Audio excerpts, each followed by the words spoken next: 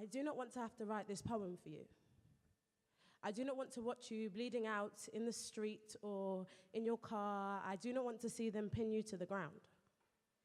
I do not want them to use only the top half of a family photograph so they can make you out to be some sort of demon because it fits in better with their story. I do not want to have to light a fire under this city so everybody knows what it feels like to burn. I do not want to hear "I can't breathe" be your very last words. I do not want them to put a hashtag in front of your name, and I do not want a riot to be your legacy. I do not want us to birth any more parentless children whose skin make them their enemy. I do not want to have the need to justify my existence with a catchy phrase. I do not want to have to explain.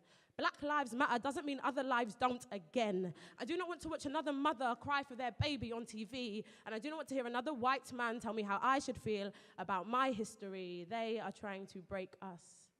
We can watch our children die on YouTube or more conveniently on our timelines. They recreated our jungles out of concrete, but our deaths aren't worth the airtime. See, some may call it systematic racism, police brutality. I have a hard time calling it anything other than genocide. We were brought here in chains and they're confused because we still wear them. We were whipped and now we buy whips, live in cribs because our growth scares them. But this revolution will be televised, so it can't be whitewashed or swept over. And you can BET that we will no longer be brought by slave owners.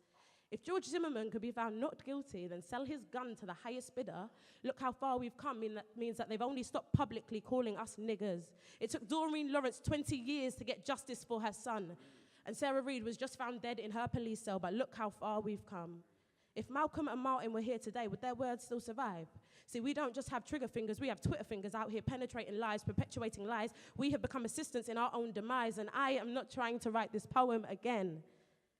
I do not want us to have to bury any more of our women and men, and I do not want to be seen as a victim. But I refuse to become a victim of this system. You cannot degrade a person, cage them, and still demand their respect and patience. This movement was a product of frustration and, well, just age-old racism. We are not looking for special treatment. We just want to be a part of a system that isn't corrupted. In lands where our ancestors helped build the wealth, when will we be able to afford justice? Thank you.